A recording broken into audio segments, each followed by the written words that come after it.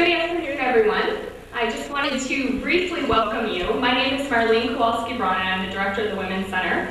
And welcome to Her Story. Her Story is a series that is sponsored by both the Women's Center and the Women's Commission. And its goal is really to highlight the lives of women in leadership, to learn from their successes, their challenges, who motivated them, who mentored them. And we've done this for a couple of years now, and we also have the Her Story series now filmed. So you'd be amazed at the number of people that are actually checking out these stories from both the Women's Center and the library. So Mary Beth's story will live in longevity. At this time, I'd like to briefly introduce Mary Beth, since the goal of this session is for her to really talk more deeply about her life. She's the Vice President for Development, and it's been my pleasure to get to know her over the years. Today, she'll share different aspects of her journey as she moved from teaching elementary school children to running a small business to overseeing the development department at Grand Valley State University. So if you please join me in welcoming Mary Beth Wordrop.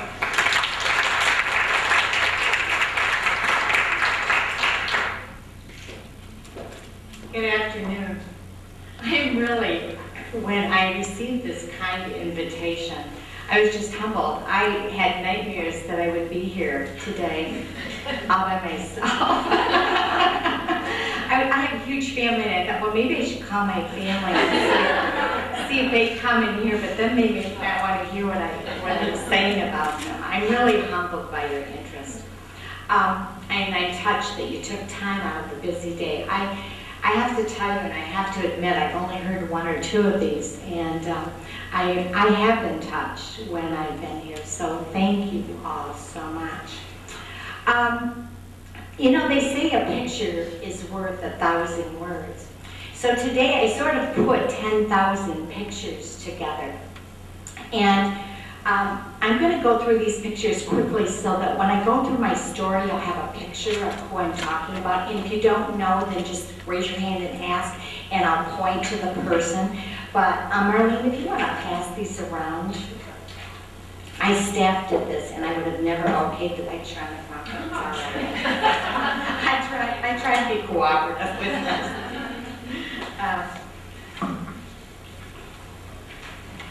Obviously, I think there should be enough. If there's not, you can share.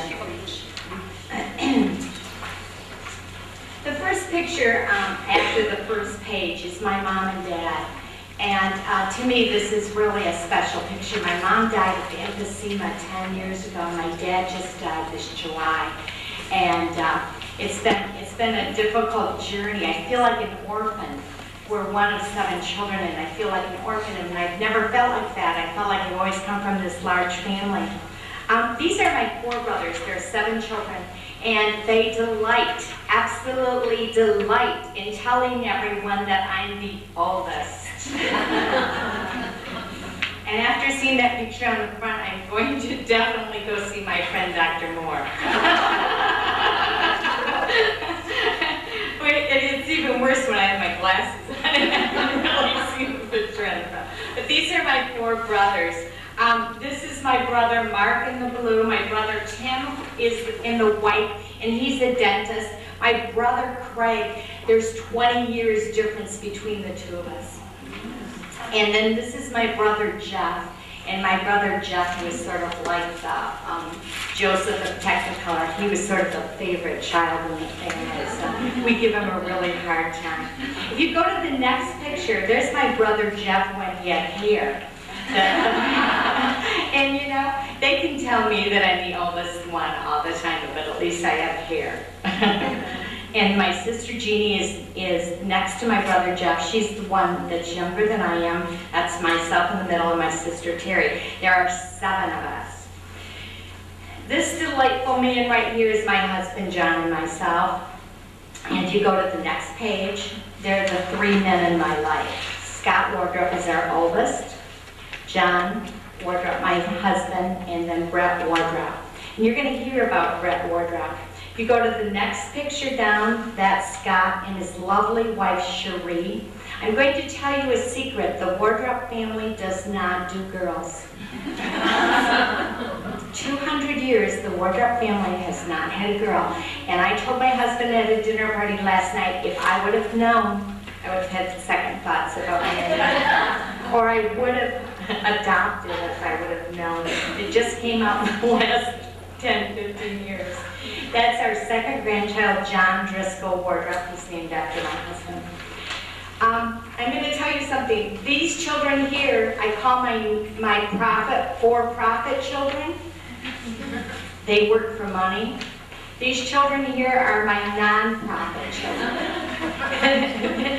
They work for non-profits, and they're just darling. That's Brett and Jen and Connor, and then Connor is just a new big brother. If you go to the next picture, that's my dad and myself and my brother-in-law. That was at my mom's funeral. We're probably the only family in the world that takes pictures at funerals. We're really just on the edge a little bit.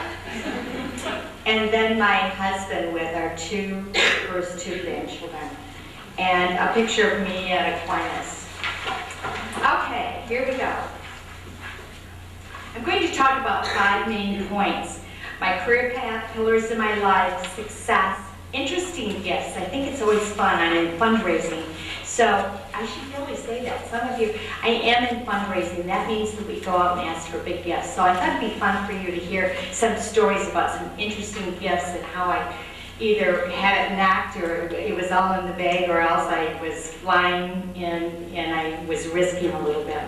And values. I think values are very important, and you'll find out as I go on today that why values are important.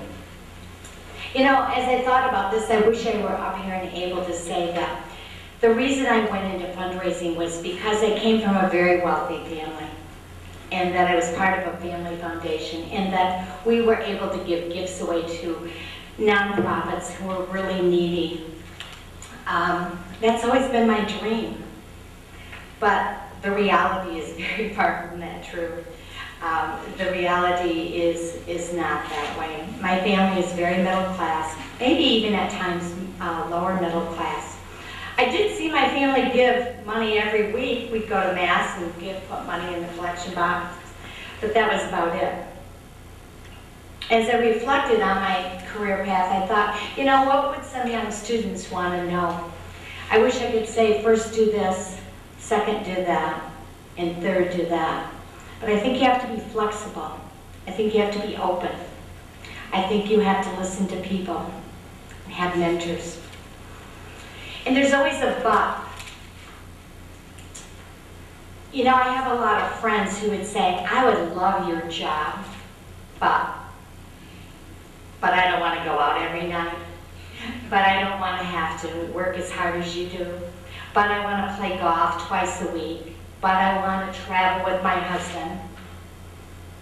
You know what? There are a lot of buts. And you do have to give a lot up. But you get a lot in return. So I think it's worth it. The only way I've made it is through sacrifice and hard work. And I've made it because my family and my husband have helped. I often tell people, you can have it all, but you can't have it all on the same day. What do I mean by that? Well, I was lucky. I did have it all. I do have it all. I did not want to work until my children were 17. And I tell Marlene that. There's still a lot of time after your kids are 17 to work. And if they're happy and doing their kind of thing, you still have a lot of career life left. But you have to be prepared. You have to be preparing while they're in their early ages. But what do I mean by you can't have it all?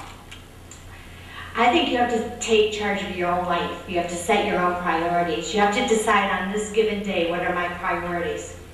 And I actually take a calendar and say, okay, I find that I want to be with those grandchildren at least twice a month, one day for each set of family. And I try to do that. I try to set my priorities for work. I try to set some time aside for my husband. I find I can have 2 or 3 priorities a day, but that's about it. But you have to keep those priorities in balance. When I was at home without a job, I did have it all. I had time for family, I had time for self, I had time for athletics, I had time for golf. It was just great, but I had no meaning in my life. I had no value. I played tennis 7 days a week. My husband would say, I really thought I would be here watching my sons playing a tennis tournament, not my wife. I think there were some messages in there. But I do want you to know this. If I can have a career, you can each have your own career. And that's why I'm so pleased you young people are here. You have the whole world ahead of you. Take it and run. I'm the daughter of an alcoholic father. And I'm the daughter of an emotionally dependent mother. There were times I felt like I raised her. Never let the person you are today influence the person you want to become. Think about that. Never let the person you are today influence the person you want to become. And every year you're going to have to reevaluate who that person that you want to become is. And don't be held back by the person you are today. Saying that, here goes. There are 3 pillars in my life: family, including husband, education, and friends. I want to start talking about family since I have this humongous family. I think that's why I'm great in fundraising. I know everybody. They're all related to me. They're totally all related to me. You know, my dad was a real German. He was a true German. He was a hard-working, probably one of the hardest working men I've ever met. He was also so strict. I was the first one. He was so strict. When I was in high school, I could only go out 1 night a week. If I went to choir practice, if I went to a meeting, that was my 1 night a week. I was still very active. In addition, I remember that we could only talk on the phone for 3 minutes and 3 calls. Now that was really hard because I wanted to be popular and I wanted to have all these dates. So if I knew somebody was going to call me at night, I would have my sister answer the phone, and if it was near the 3rd call, they would say, "I'm sorry, she can't take the call, she'll talk to you tomorrow," because I wanted that boy to call. It was very nerve-wracking, and my dad knew how many problems he caused us in life. My sister jokes that she decided that she had to get married, not had to get married, but got married, so that she could get out of the house. She said that she was grounded for 3 years, she figured, and it was easier to get married than and be ungrounded than to stay at home.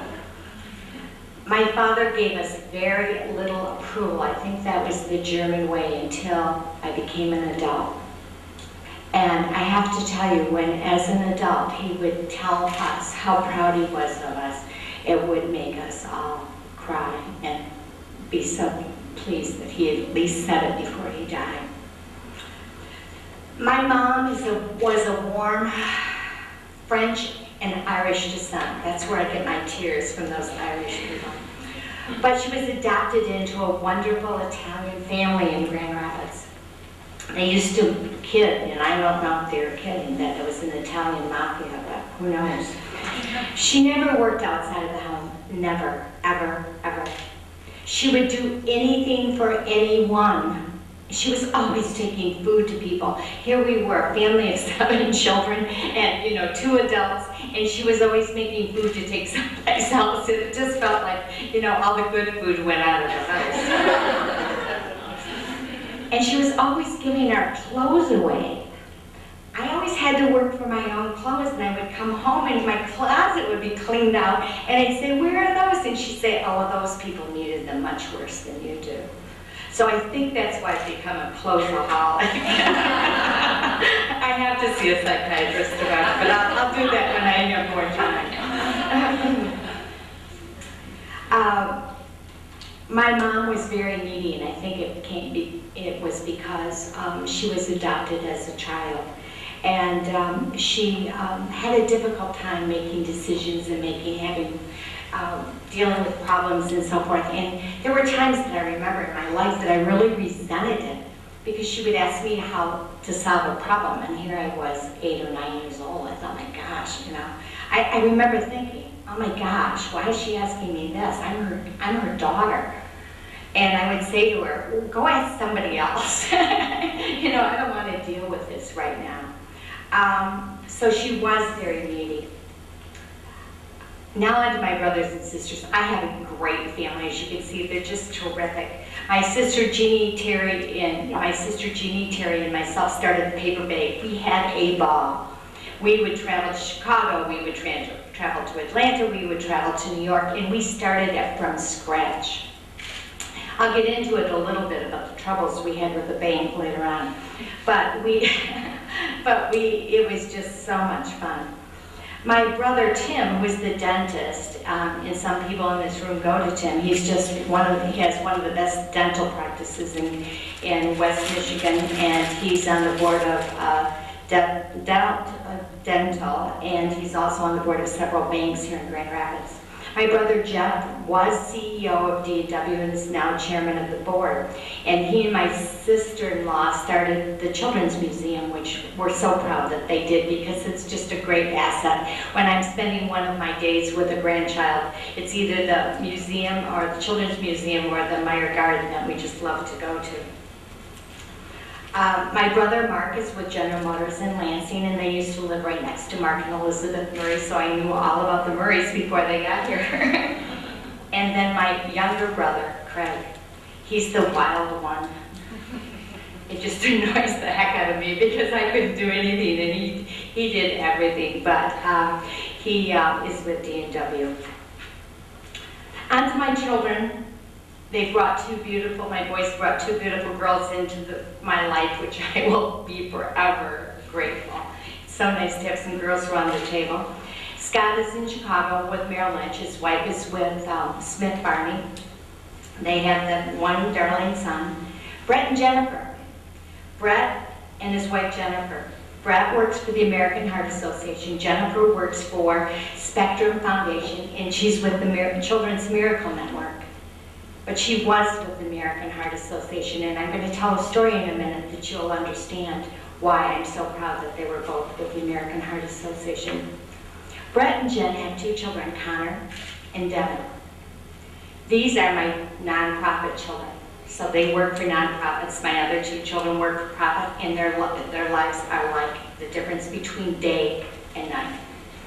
And so it's very difficult when we get them all together because one wants to go here and the other one wants to do this, so we have to sort of meld the families. There are often times when people will say to me, friends of my parents will say, why did you only have two children? You were such a great mom. I said, let me tell you why. I raised 6 brothers and sisters. I had my own 2. And I think 8 is enough. When life throws you a curve, you need to stay on track. What do I mean by that? It was about 3 years ago, 3.5 years ago, and I think Pat Waring will remember this story because we all lived through it together.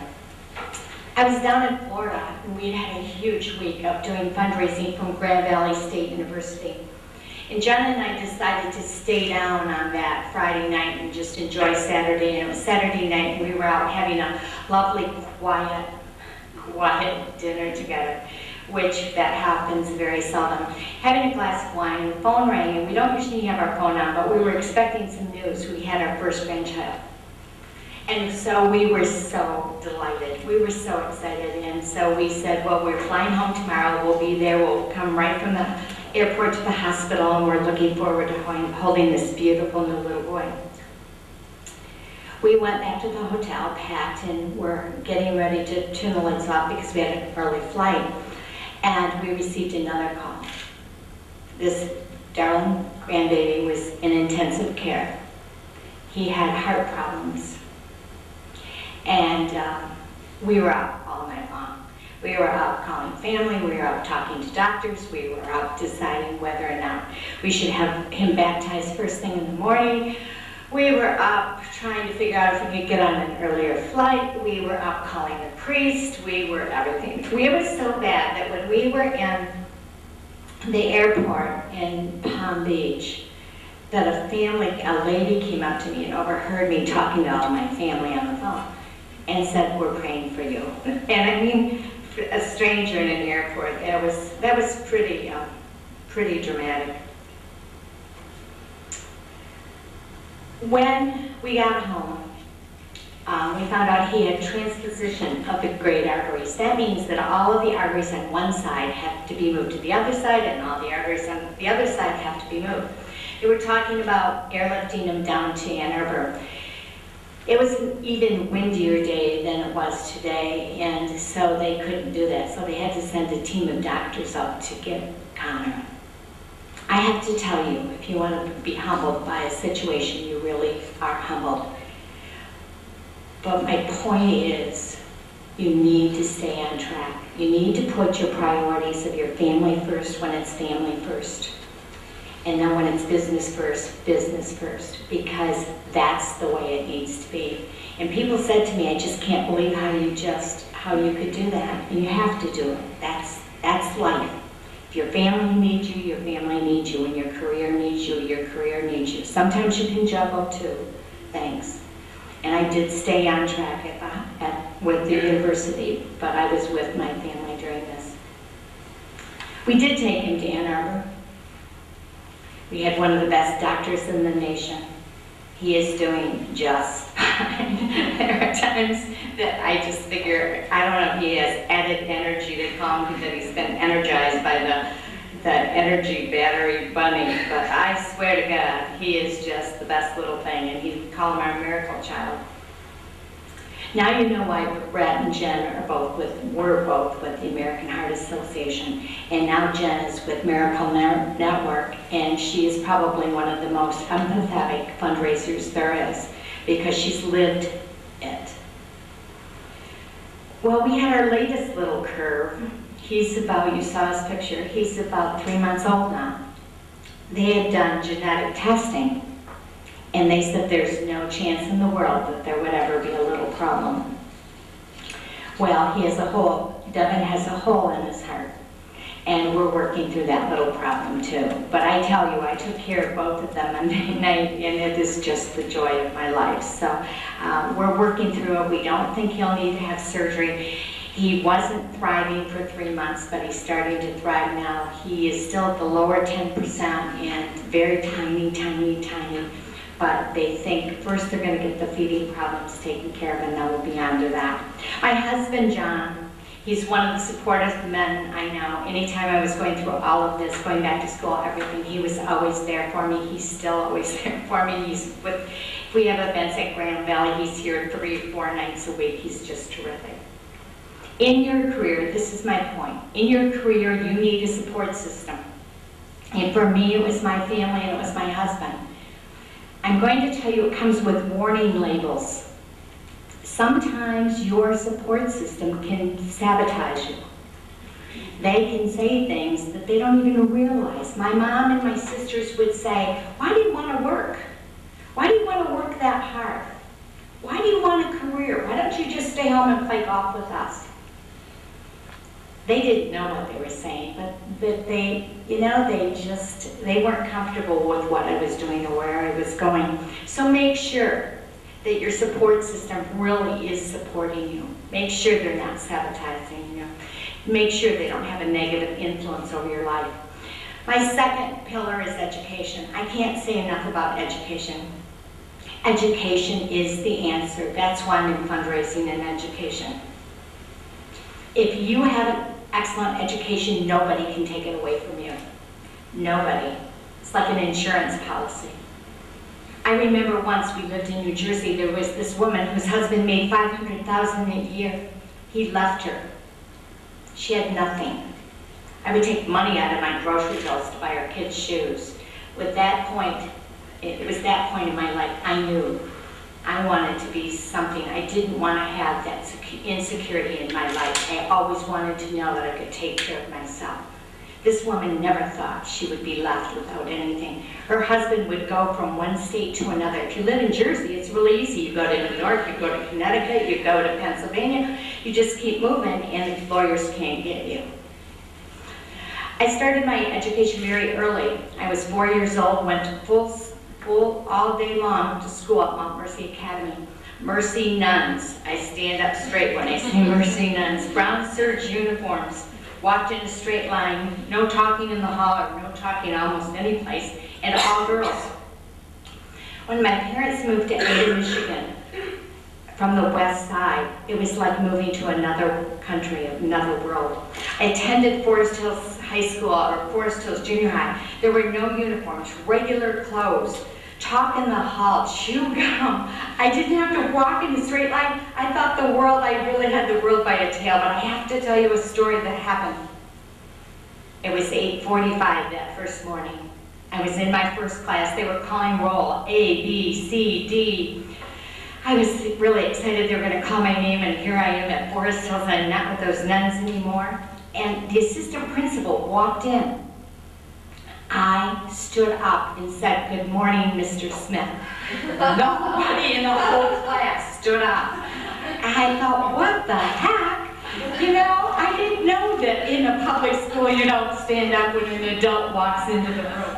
I had been so conditioned by my Catholic education, I still remember how awful it was. But it didn't hold me back. I was president and vice president of almost every club at Forest Hills. I was so driven, and I don't know where that drive came from, but I was so driven. My dad, as I told you, died, and I was going through some newspaper clippings, and it said Mary Beth Wordrop, or Mary Beth Gateson, most active senior at Forest Hills Central. I was also homecoming queen, but I don't think it was because I was the most beautiful. I think it was because I was just nice to everybody. I used to ride the bus, and I was nice to the guys who worked on the farm, and I was nice to the kids who lived in, you know, rural Ada, and I was just nice to them, and I think that's how I got to be homecoming queen. But I always worked. I always worked to keep myself in clothes. When you're one of 7 children, you don't get a lot of opportunity. And I always worked to have a little extra spending money so I could look and be like the rest of my friends. You're asking, what does this have to do with, you know, career and your life and so forth? But I think being a part of organizations and clubs and learning how valuable structure is in what other people do is so important.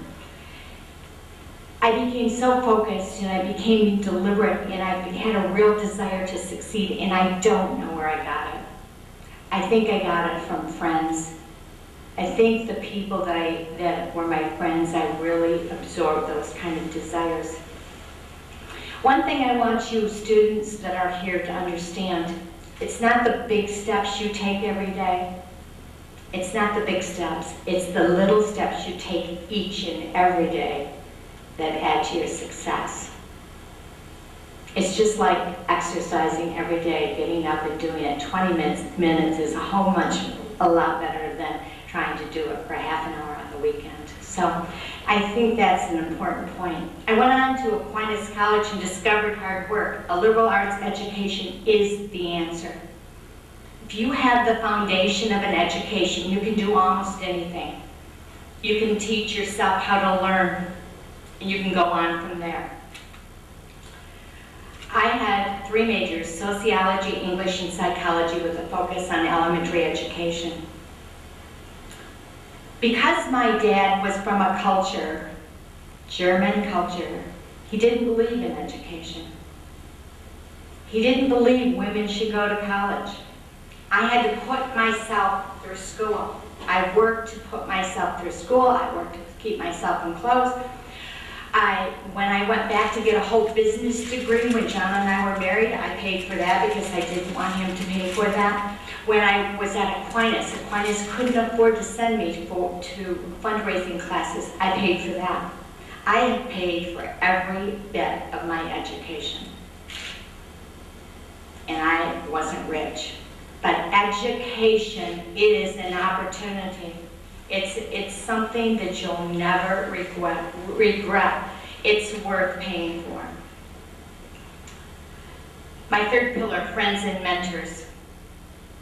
We moved to Ada, and as I said, it was like moving from I could have been moving to Spain. It was like moving to a whole nother country. And I do think the friends and the people I met in Ada influenced me and helped me become who I am today. I was like a sponge. I didn't know. I came from this family of 7 children. I mean, my mother taught us manners.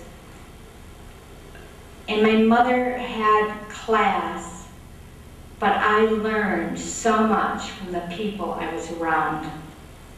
Penny Steckity was one of my best friends. She came to Forest Hills about the same time I did because she'd been in boarding school, okay? She fed my sponge. She fed my sponge. She lived in a beautiful home. She had goals. I didn't know what goals were. My goal was to get out of the house. She had class. She knew what she wanted to do. She was athletic. I watched her. I watched her like an eagle. I watched her do everything. Helen DeVos. That's a name you all remember. She was my Girl Scout leader for 3.5 years. She was a great mentor and still is a great friend. Bill and Sally Seidman. I lived with the Seidmans 5.5 summers. They gave me a car and I went back and forth between Ada and Macatawa. I lived with them and I babysat, but I learned a lot more than that. I learned how to entertain. I learned how to be around people of all different interests. I learned to greet people from Washington to the East Coast to Grand Rapids. They were all very helpful in my career. Sister Aquinas Weber at Aquinas College. I'm sure you've seen her and know her. She helped me learn what I know about fundraising. Friends help you so much, but you have to remember this.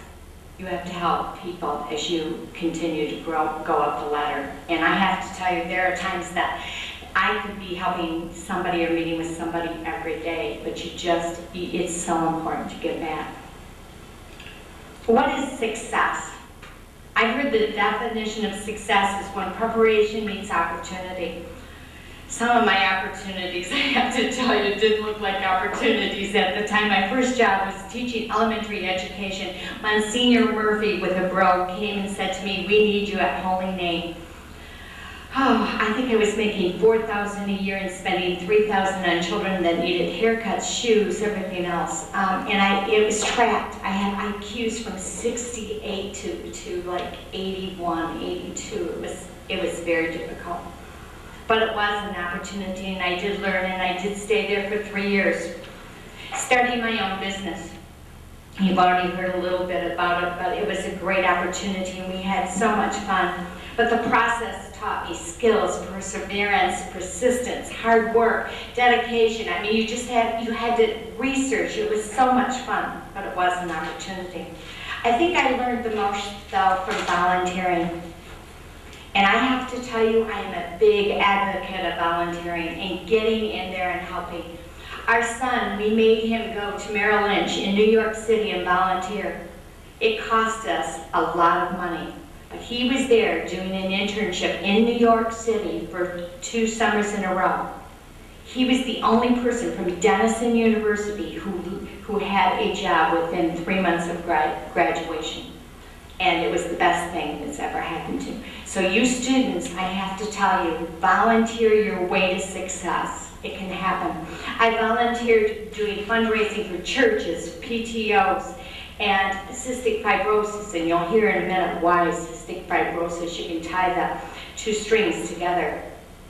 John and I were chairs of Cystic Fibrosis Evening with the Stars, along with Rich and Helen DeVos, and I worked so hard to make sure that was an excellent evening. It was one of their most successful evenings nationally. Now I'm going to tell you, it doesn't hurt when you have Rich and Helen DeVos helping you also, but it was an opportunity.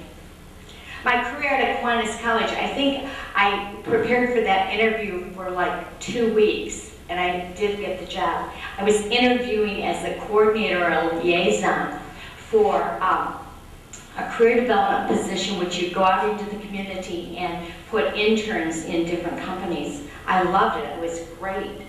But that was my first inclination that I would really love fundraising because I loved being out. One of the fundraising consultants said, have you ever thought to the president, I think it was President Paul Nelson, who was just a delight, said, have you ever thought about Mary Beth Wardrop in development?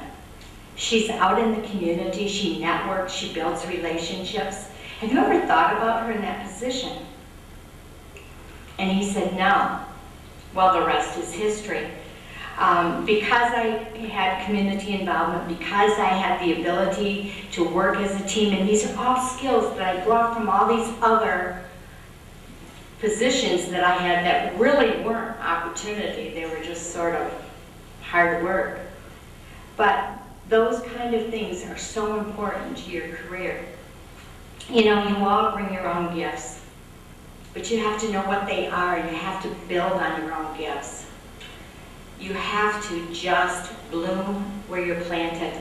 I often tell my staff, and I thank John for being here, but I often tell my staff that in fundraising or any job, you can't focus on recognition. You can't be looking for recognition. You have to be looking for results. Results are what you're looking for. So I moved into development at Aquinas. I was alumni director for 2 years, director of annual fund for 3 years, director of major gifts for another 2 years, and vice president for development for 4. During this time, I have to tell you, it was another opportunity. Nobody had done a good job there. And I'm not putting myself down, but it was easy to look wonderful because nobody had put into effect the proper things that needed to be done. It needed organization, and it needed systems, and it needed procedures. So we did it. And in that time, we turned the alumni area around. We turned Phonathon from making $89,000 to raising about $400,000. We started a major gifts program. It was so exciting. We brought the total giving from $400,000 to $13 million in about 6 years. While I was working at Aquinas, we received the Outstanding Chapter Award for the National Association of Fundraisers. I was very, very pleased to be a part of it. Well, what happened in 1999, Jean Enright called me. And I thought, oh my gosh, you know what? I thought it was another thing. She wanted me probably to talk to somebody about a job or be nice to somebody or be on a committee. She wanted to have a glass of wine with me. Should have known. Anyway, she came and she said, President Lubbers wants to talk to you about a job. The rest is history. I said yes, and during this time, President Lubbers told me that he wanted us to put into effect a fundraising department. Instead of a major gifts program, which they had had, a major gifts program is just where you go out and get the major gifts, instead of full force annual fund, corporate foundations, campaigns, that kind of thing. During this time, we have built a fundraising department, double the amount of private giving on an average from 7 million to about 14 million. Finished 8 successful campaigns. I'm really proud of this one. We received our first fully endowed chair. We have received 2 National Case Awards in the last 3 years, which we're really excited about. We've really increased communications and stewardship with donors, and if you ask me the most important thing I've done, it's the multi-generational approach to donor cultivation. We had a groundbreaking on Friday, and we have a name on that building, and that person is under 50 years of age. That's pretty remarkable. And that didn't happen by chance. That was one of our strategies that we started to develop 5 years ago. It's all been a great opportunity. Now let me tell you about a few of the interesting gifts I received. The first gift I'm going to tell you about is one I didn't receive. I worked on it 3 years at Aquinas. We asked a donor for $100 million. He had the ability to give $100 million. But as far as I know, they never received it. I'm sure it had been in the paper if they had. But we flew this donor down to Atlanta. we talked to the Wordrop Foundation, who is the head of Coca-Cola, and Robert Wordrop had given a gift of $100 million to Emory University. None of us had ever heard of Emory University before this $100 million, and then he also gave $600 million many years after that. It put Emory University on the map. I wanted this donor to do the same for Aquinas College. So we flew him down, we did Emory University, we did the Wordrop Foundation, we did everything, and I really had that gift. Well, it takes more than that. The largest gift I've asked for and received was a $25 million gift. And it came in the way of private stock and then doubled. It was $12.5 million and then it doubled to $25 million. The best gift with the greatest story. Rich DeVos was doing a luncheon. We were asking 3 donors, and they were coming and we were going to ask them each for $1 million gift. Well, we had one donor in the parking lot. Was 93 years old, had a yellow sport coat on, gray slacks and ascot. And Rich DeVos saw him in the parking lot and walked over and said, "You look like $1 million." The guy said, "Thanks." We went up to lunch, put our little program together, did our presentation. Rich asked him for the $1 million gift. He said yes, and Rich said, "See? I told you, you look like $1 million." Now I'm going to tell you one that I don't know if I should be proud of, and I don't even know if I should tell you. I was working with a couple, and the most that I could find out that they researched was that they'd given $5,000. $5,000. I was going to ask him for $250,000. So this was set up. It took about 3 or 4 weeks. We set the luncheon up.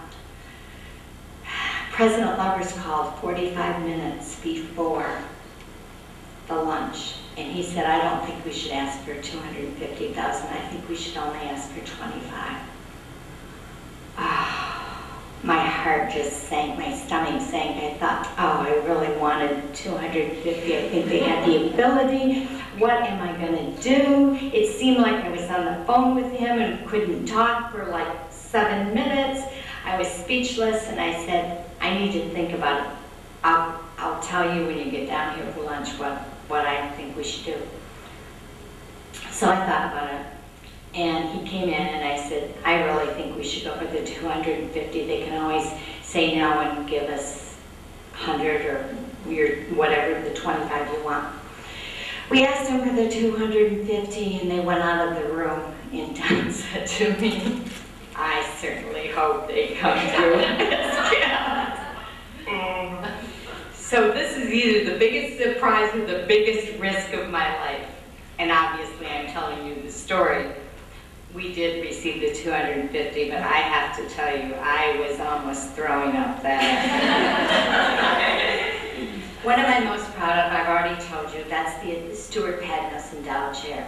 When Mark Murray came, he said the first thing he wanted to do was get an endowed chair. Do you know how difficult that is? We didn't have an endowed chair. We didn't have one that was fully funded. We had the Seedman, which was sort of built up. I mean, to get that first one is so difficult. We were so pleased and proud that we would be able to do that, so I'm really excited about it. In closing, I want to tell you about my values. Faith, common sense, hard work, persistence, entrepreneurial spirit, and integrity. I'm going to focus on faith and persistence.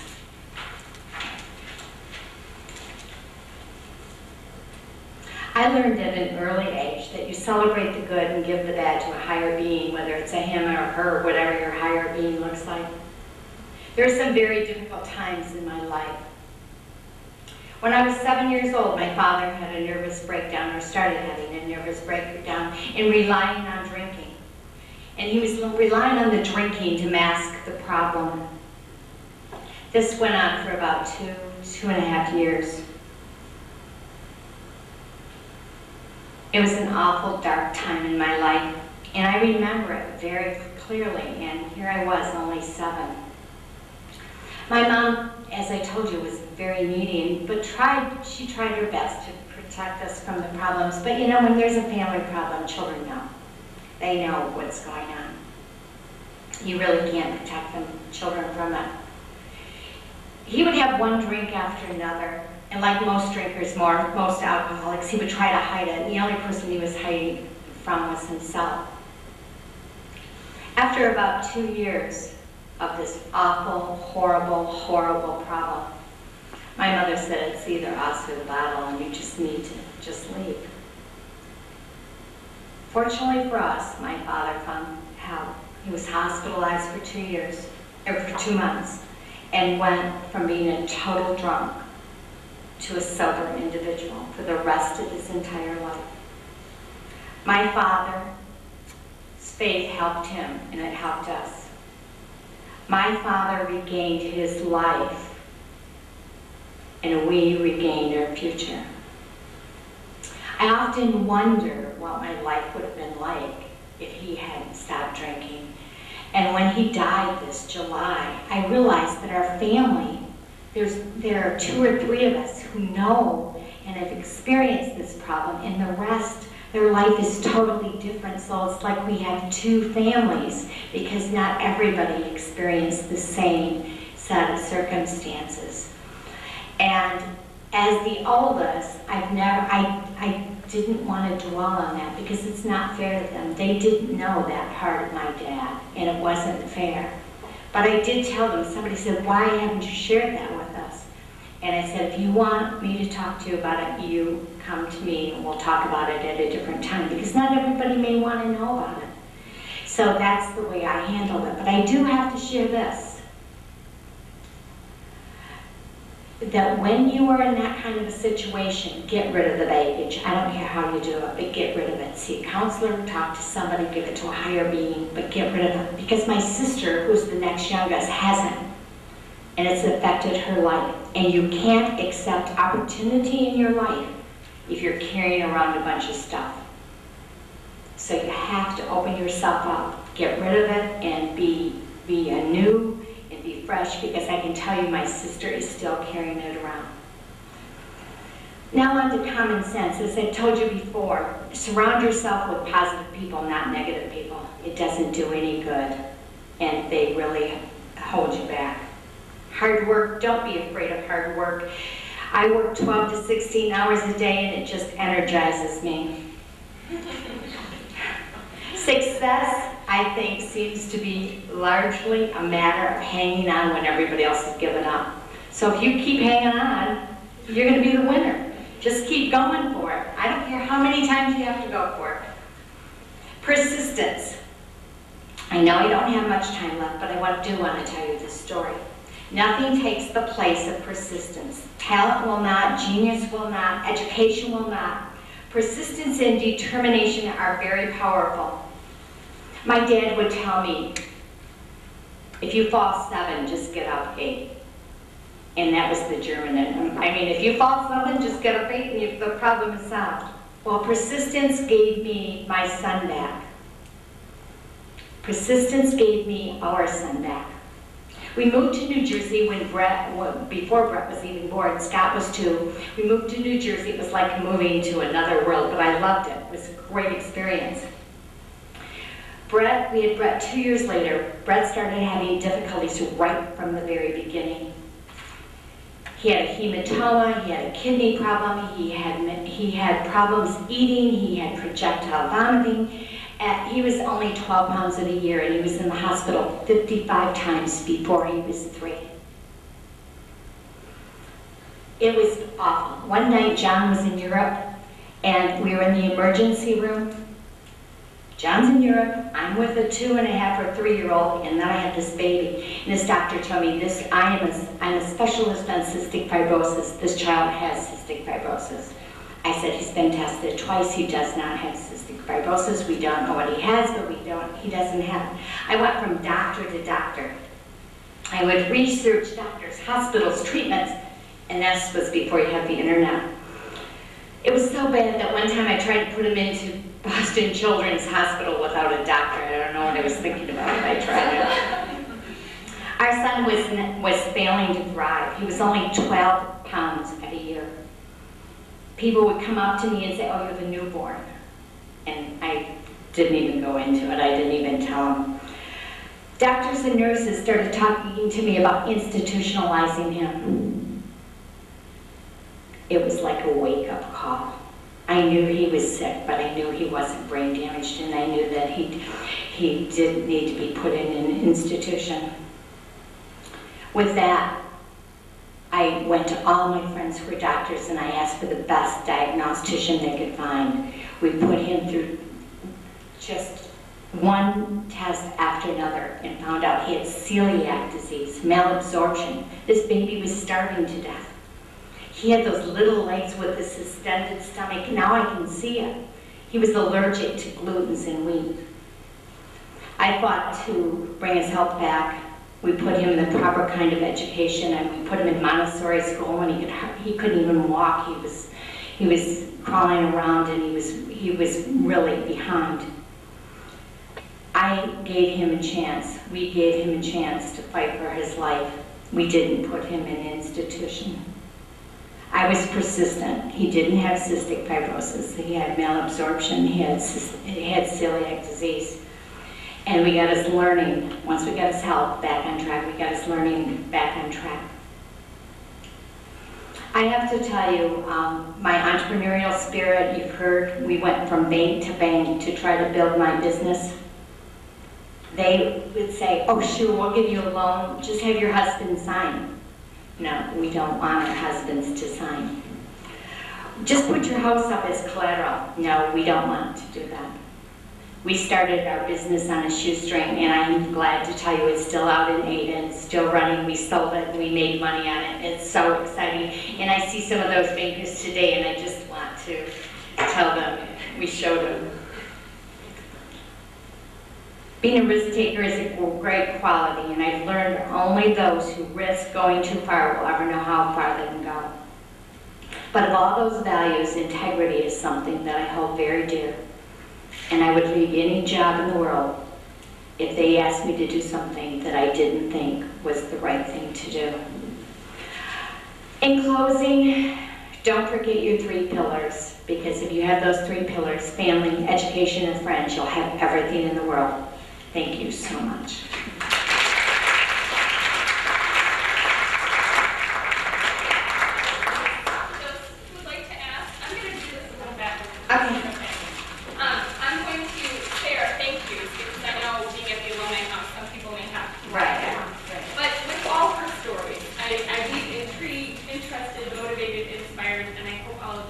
Join me in thanking you very much. You have to leave. If you could fill out your evaluation, we always appreciate feedback. But I appreciate or welcome people who can stay who want to ask their some questions. So feel free to do that. I said it all. Great.